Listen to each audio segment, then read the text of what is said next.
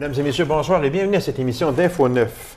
Qu'est-ce que le Centre d'abandon du tabagiste? Alors, pour nous en parler, je reçois du Centre de santé et des services sociaux des Aurores boréales, M. Tommy Lapointe. M. Lapointe, bonsoir. Bonsoir. Merci d'avoir accepté cette invitation-là, M. Lapointe. Je sais que, bon, la cigarette, c'est un fléau, ça, on le sait. Beaucoup de personnes encore fument et... Écoutez, j'ai rien contre ça, là, absolument rien. Je suis un ex-fumeur, fait que je sais de quoi je parle en disant ça. Mais on en voit de plus en plus diminuer, même arrêter de fumer, parce qu'on avait une statistique là, que tantôt on va pouvoir parler, là, que ça diminue beaucoup depuis 2002, disons. Là, on avait une Absolument, oui. Vous allez être d'accord avec moi, je pense, que quand je vous dis que c'est pas facile d'arrêter de fumer. Absolument pas, parce que quand on parle de tabac, bon, on ne se le cachera pas, tout le monde le sait, je pense que c'est une drogue. Donc, c'est une dépendance qu'on a créée à une substance. Puis, à cette substance-là, il y a diverses autres dépendances qu'on a associées ou qu'on a développées en utilisant le tabac, notamment la dépendance qui est psychologique, donc la sensation de bien-être qu'on a, qui nous est procurée par la cigarette. La dépendance qu'on dit habituelle ou comportementale, c'est-à-dire les gestes instinctifs qu'on fait pour fumer. Bon, un exemple, mon paquet de cigarettes est toujours dans ma poche.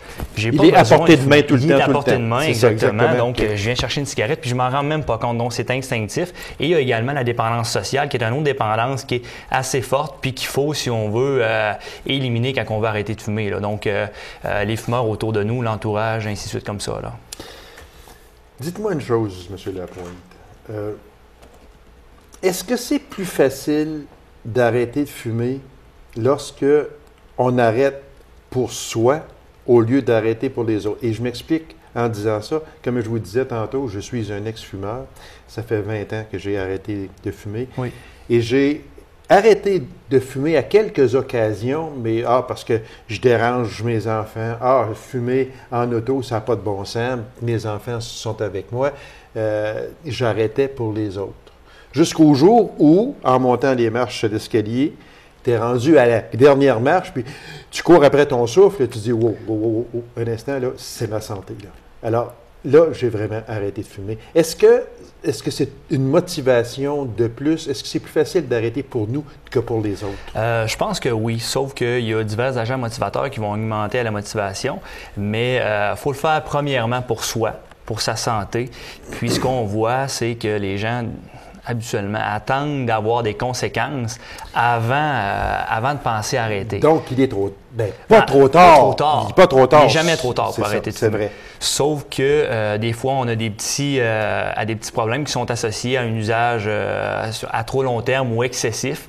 Et c'est là que le déclic se passe et que la personne va dire, regarde, maintenant, j'arrête de fumer, donc il adviendra ce qui pourra, mais j'ai décidé d'arrêter de fumer, donc je vais faire tout ce qu'il faut pour arrêter de fumer.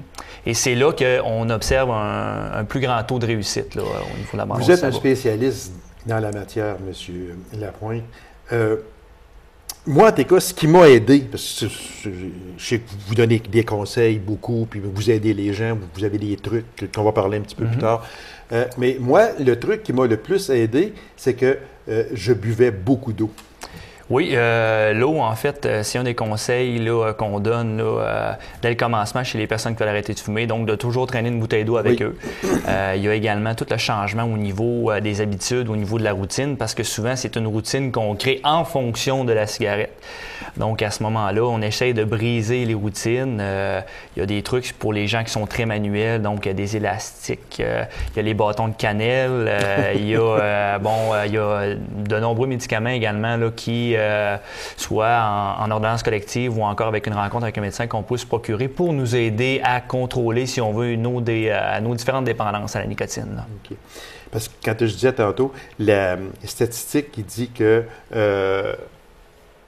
en 2002, seulement que 26 des Québécois fumaient, comparativement à 50 dans les années 60. Et là, on parle de 2002, mais ça a probablement baissé, je veux dire, encore... Oui. Au Québec, on est rendu environ, là, dépendamment des régions, mais on parle entre 19 et 21 de la population québécoise qui fume. Nous, en Abitibi, on est un petit peu supérieur à ça. Donc, on parle d'à peu près 23 à 25 on fume plus ici, en Abitibi? Ah oui? Oui, qu'ailleurs au Québec. Là. Ben, en fait, que la moyenne régionale. Là. OK. C'est sûr que si... c'est pas facile. Ça, on le sait que c'est pas facile d'arrêter de fumer, mais il y a sûrement... Si on parlait des avantages, c'est sûr qu'il y a beaucoup de désavantages, entre autres, mais on relie tabac, cancer poumon, cancer de la gorge, etc. C'est relié. C'est un fait.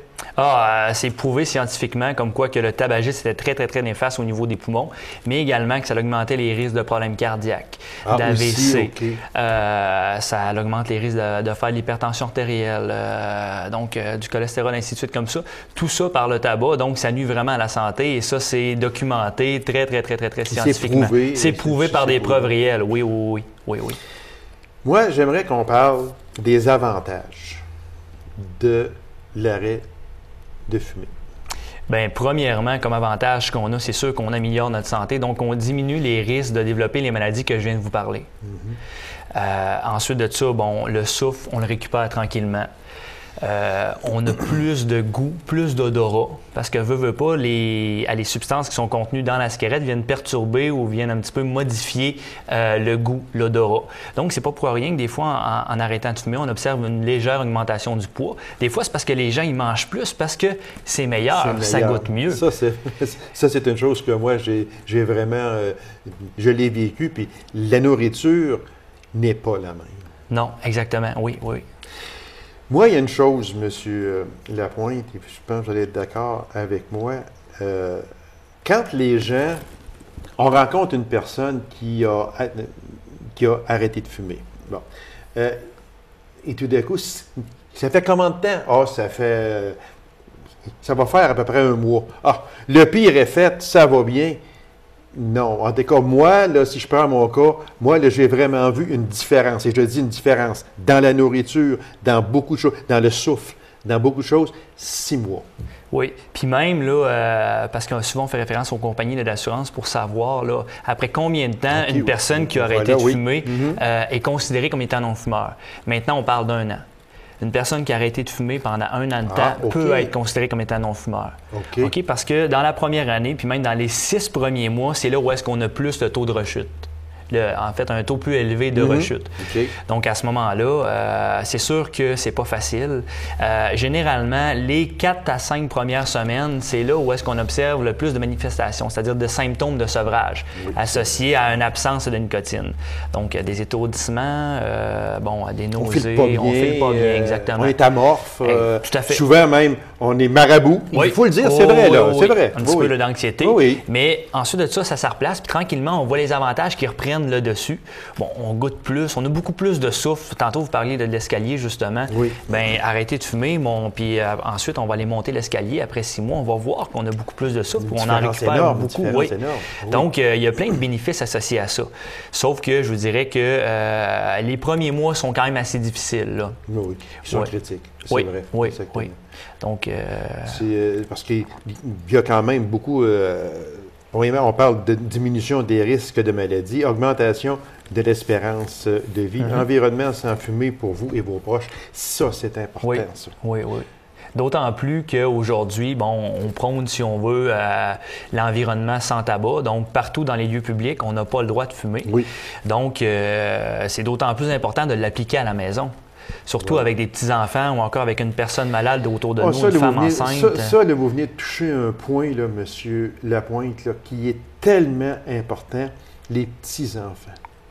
Quand on est dans une maison où il y a des petits-enfants de quelques mois, voire jusqu'à 1 an, 2 ans, peu importe l'âge, puis que ça fume autour d'eux autres, là, ça, honnêtement, là, c'est pas correct, tout simplement. Oui, puis même, je vous dirais que c'est vraiment pas correct. Puis dans certaines provinces au Canada, notamment en Colombie-Britannique puis en Ontario, chez les enfants de moins de 12 ans, on n'a pas le droit de fumer dans un véhicule en présence. Oui, exactement. Sinon, on pourrait avoir là, Ils en des ont parlé, je conséquences. pense aussi, là, au Québec. Au Québec, ça s'en vient. Oui, que ça pourrait s'en venir oui. au Québec. Oui, ça va être appliqué, mais c'est sûr que, bon, faut se laisser un petit peu de temps, là. Dans les poumons, moi, je me souviens très bien que au bout de 10 ans, après avoir arrêté de fumer, au bout de 10 ans, on m'avait passé une radiographie pulmonaire et mon médecin ou le médecin du temps, avait été tout surpris de dire, de m'entendre dire que j'étais un ex-fumeur. Parce que apparemment, je n'avais plus aucune trace sur mes poumons. Je pense qu'on voyait des petites lignes ou peu importe quoi, et puis on ne les voyait plus. Okay. Et puis, après 10 ans, est-ce que c'est normal qu'après une dizaine d'années, on n'ait plus aucune trace dans notre organisme? En fait, tout dépendant des dommages qui ont été faits. C'est sûr que si on a des dommages avant d'arrêter de fumer, qu'on arrête de fumer, les dommages restent là. Oui, c'est ça. Oui, sauf c'est vrai, qu'en arrêtant de fumer, on observe souvent là, les gens, ils toussent plus. Tu sais, le matin, ils se lèvent, bon, ils toussent, un petit peu plus de crachat. Et ça, c'est tout à fait normal parce que c'est un processus de nettoyage, d'épuration qui s'opère. Donc, les gens qui arrêtent de fumer avant d'avoir des dommages au niveau des poumons, super, bravo, puis même tant mieux, là. Sauf que les gens qui, sont plus susceptibles d'avoir des problèmes pulmonaires, puis qui arrêtent un petit peu trop tard, les dommages qui ont été créés restent. C'est ça, on ne peut pas les... Non. Ce qui veut dire que si c'est comme moi, dans mon cas, je n'avais pas de dommages. Absolument, c'est ça que ça Parce veut dire. qu'il a vu dans mes poumons que je n'avais aucune trace après 10 ans. Alors, c'est pour ça qu'il est resté tout surpris à savoir que j'étais un ex-fumeur. Oui. C'est pour ça. Les obstacles qu'une personne qui arrête de fumer pourrait rencontrer ou peut rencontrer. En fait, c'est sûr qu'il y a toujours la dépendance à la substance. Donc, il faut premièrement, quand une personne désire arrêter de fumer, évaluer sa dépendance à la substance qui est la nicotine. Donc, on passe un questionnaire puis on évalue, est-ce qu'il y a une dépendance qui est légère, modérée, élevée? En fonction de ça, c'est sûr qu'il y a les thérapies de remplacement de la nicotine qui viennent aider à contrôler cette dépendance-là. Ça, c'est un des principaux obstacles. Par la suite, il y a la question de habitude, comportement qu'on a développé en fonction de la cigarette. Parce que c'est souvent l'habitude. Ce n'est pas je veux fumer, j'ai le goût de fumer quand on en fume 25 par jour. Absolument, là, absolument. C'est la fameuse habitude, le paquet est là, on en prend une. Puis, Tout à fait. Vraiment, là, il y a un gros travail au niveau des habitudes qu'il faut faire. Donc, il faut vraiment briser toutes les routines, toutes les associations qu'on avait créées pour la cigarette, en réalité. Moi, j'aimerais que l'on juste ici, là, vous avez des cours sur ça, vous avez vous aidez les personnes à arrêter de fumer. C'est quoi? Puis on doit faire quoi pour les personnes qui nous écoutent et qui disent moi, là, il faut que j'arrête de fumer, là. J'aimerais ça, là, pouvoir rencontrer M. Lapointe puis qui me donne des trucs qui m'aident.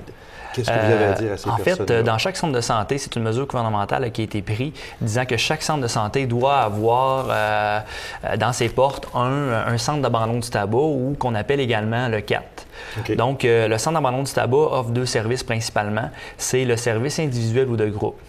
Quand on parle de services individuels, c'est des rencontres individuelles. Donc, les gens viennent nous voir à l'hôpital de la Sarre. Ils appellent tout simplement l'hôpital de la Sarre, puis ils demandent à parler au centre d'abandon du tabac ou à l'intervenant 4, le numéro 333-2311.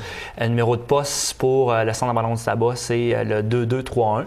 Okay. Et pour les rencontres individuelles, on rencontre les gens, si on veut, on évalue les habitudes, les associations, la dépendance à la nicotine. Des fois, on va référer la personne, soit un pharmacien, à le médecin pour qu'il y ait une prescription d'un médicament ou de quelque chose pour l'aider à arrêter de fumer. Et par la suite, pour les rencontres individuelles, il y a un suivi qui est fait pour toujours essayer de garder une motivation qui est quand même assez élevée chez la personne qui veut arrêter de fumer. Et par la suite, les rencontres de groupe, c'est un petit peu le même processus qui se fait, sauf en groupe. Donc, on évalue encore là la dépendance à la nicotine, la motivation, les habitudes, puis ensemble, en groupe, on arrête de fumer. Monsieur Lapointe, merci infiniment. Donc, on répète aux gens qui veulent arrêter de fumer, bien, vous appelez au 819-333-2311 et vous demandez le poste 2231. Monsieur Lapointe, merci infiniment. Merci beaucoup, très intéressant. Lacasse. C'est moi qui vous remercie. Alors, une courte pause, mesdames et messieurs, et on vous revient immédiatement après. Restez avec nous.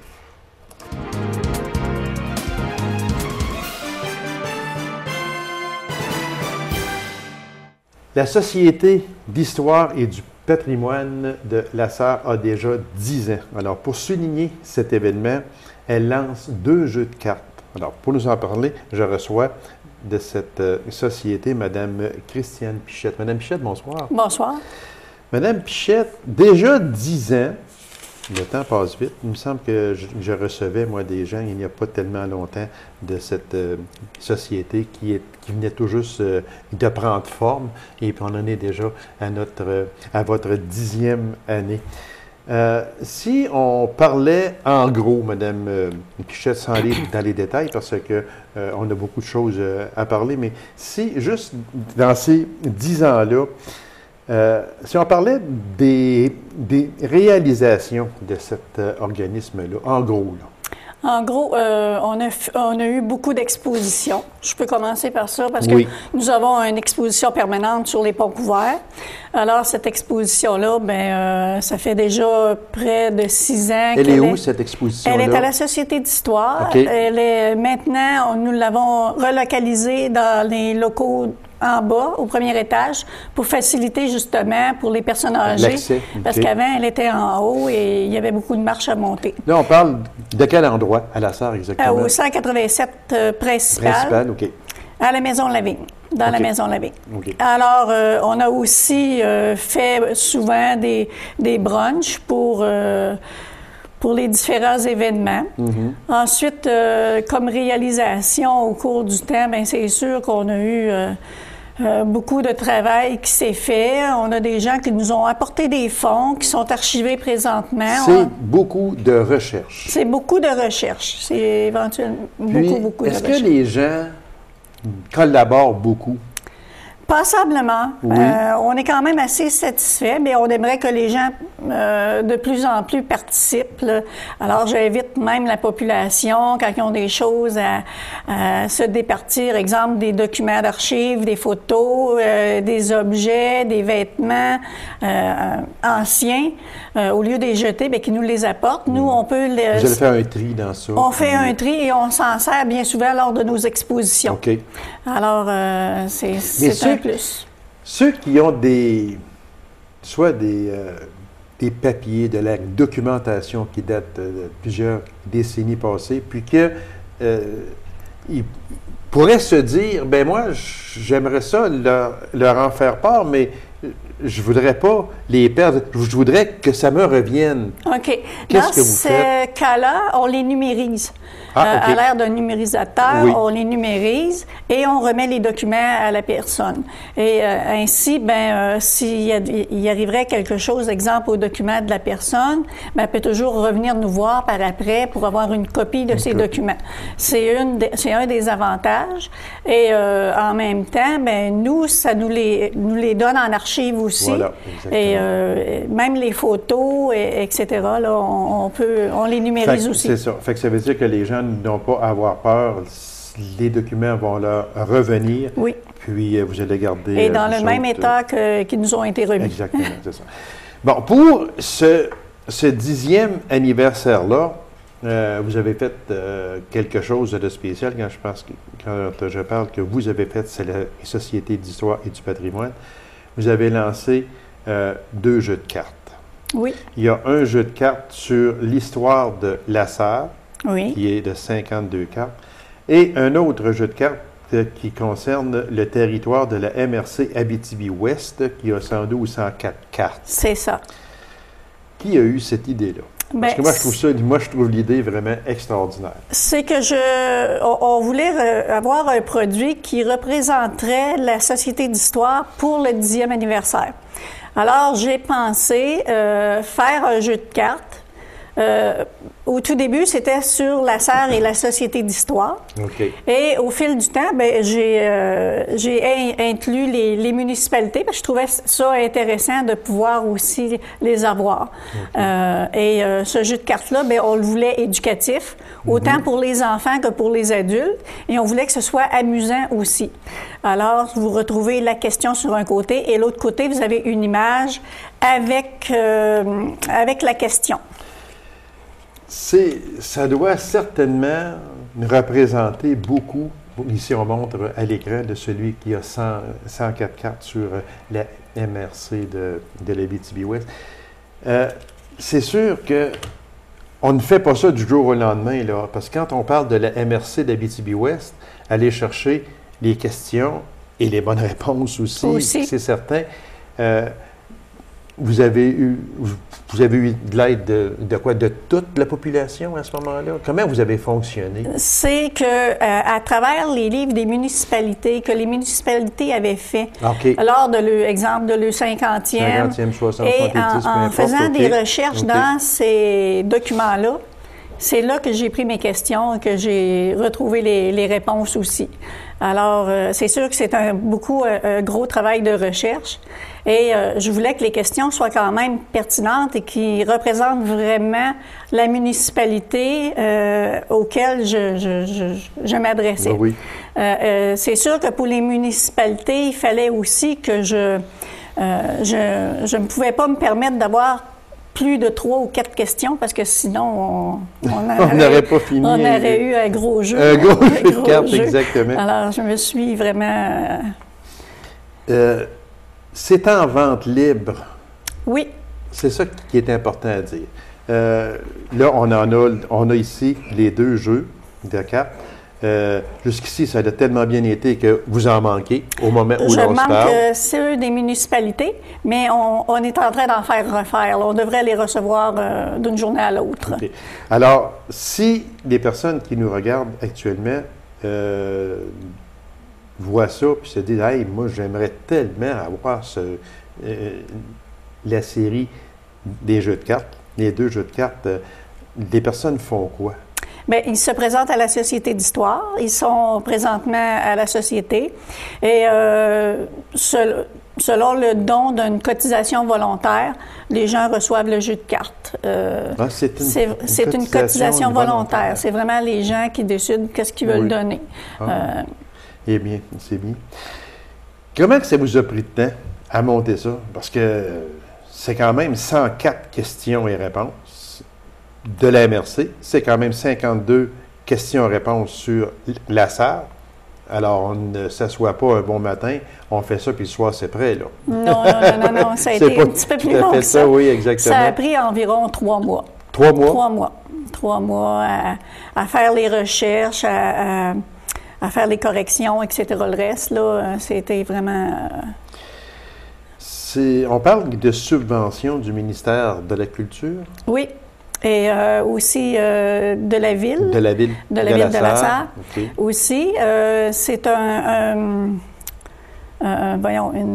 genre de subvention que la ville fait en collaboration avec le ministère de la Condition féminine et C'est fait conjointement, mais vous avez une subvention de la ville de la SAR et une autre subvention? Non, c'est ensemble. C'est ensemble? C'est ensemble, oui.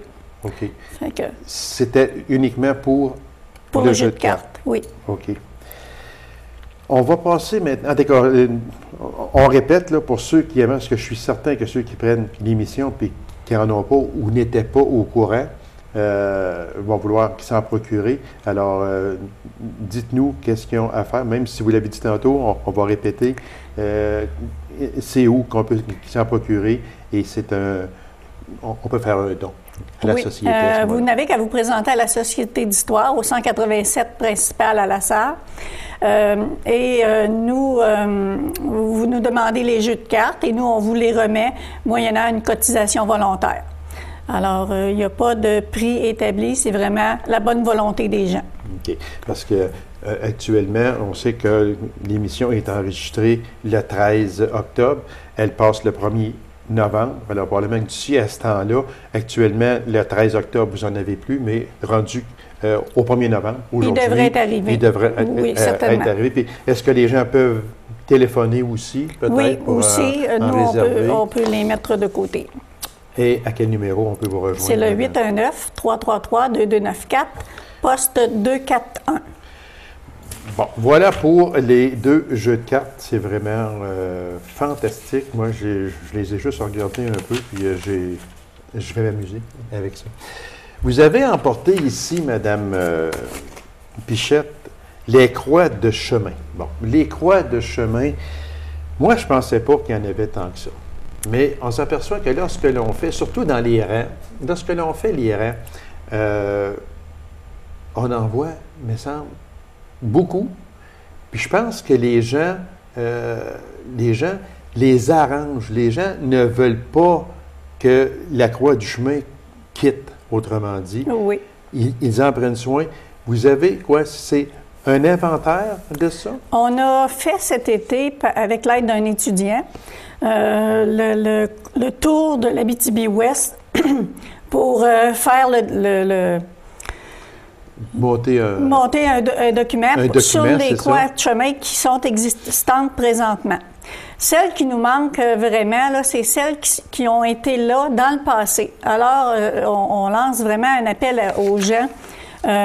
Ceux qui auraient des photos de croix de chemin qui ont déjà existé, parce qu'on aimerait avoir un dossier le plus complet possible, oui, parce qu'on veut en faire un répertoire que les gens vont pouvoir venir voir, puis c'est sûr que ce ne sera pas un dossier qui va être fermé comme tel, parce que s'il y a des croix de chemin à un moment donné qui s'ajoutent, on va pouvoir les ajouter à notre répertoire. Parce qu'ici, là, vous en avez 2, là. Il y en a une qui est au carrefour des rangs 10 et 1, route 111. Oui. Et un autre au carrefour des chemins principaux et des rangs 6 et 7S à Haute-Nord. On voit que bon, ça a été pris quand même il n'y a pas tellement longtemps, en juillet 2011. C'est ça. Puis, on les voit ici qu'elles sont encore très belles. Oui. Alors, les gens... C'est une fierté pour une municipalité. Bien, je croirais que oui. Et les gens qui en ont chez eux, sur leur terrain, bien souvent, ils s'en occupent aussi. Oui. Ils les arrangent avec des fleurs ou peinture, ils font des petites clôtures. Oui, exactement. Et les croix de chemin, dans le temps, bien, c'était pour les gens une façon de délimiter le territoire de la ville et des chemins. C'est pour ça qu'ils appelaient ça des croix de chemin.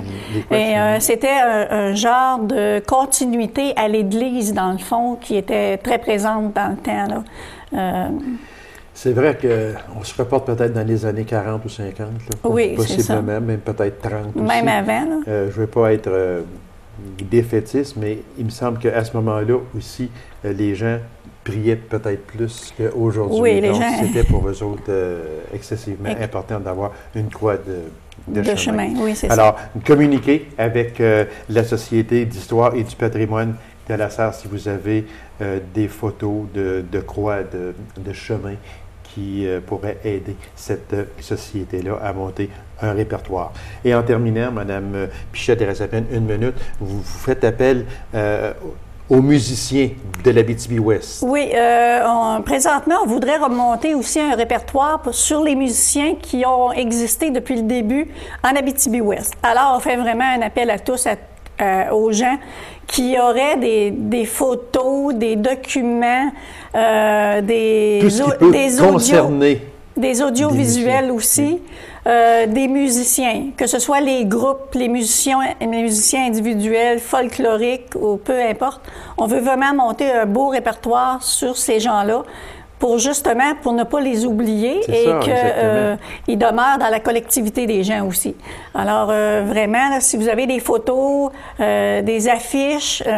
peu importe quoi, ce qui concerne les musiciens de l'Abitibi-Ouest. C'est ça. Et apportez-nous-les à la Société d'histoire. Il va nous faire plaisir de faire une copie et de vous remettre votre original. C'est très important parce que... On leur a dit, parce que des fois, les gens peuvent dire, bien, moi, j'en ai, mais je ne veux pas leur donner. Non, prêtez-les. C'est ça. Puis, vous allez leur remettre à ce moment-là. Oui. ce qui était important. Alors, on répète, pour les croix de chemin et les musiciens d'Abitibi-Ouest, communiquer avec Mme Pichette à la Société d'histoire et du patrimoine d'Abitibi-Ouest au numéro 819-333-2294, poste 241. Poste 241. Alors, Mme Pichette, merci infiniment. Merci pour ces 2 jeux de cartes. Et, vous avez fait un travail extraordinaire. Puis, on invite les gens à aller s'en procurer avec un don volontaire. C'est laissé à leur discrétion. Alors, merci beaucoup. C'est moi qui vous remercie, Mme Pichette. Alors, mesdames et messieurs, merci d'avoir été là. Vous en rendez-vous à une prochaine émission de Info 9. Au revoir.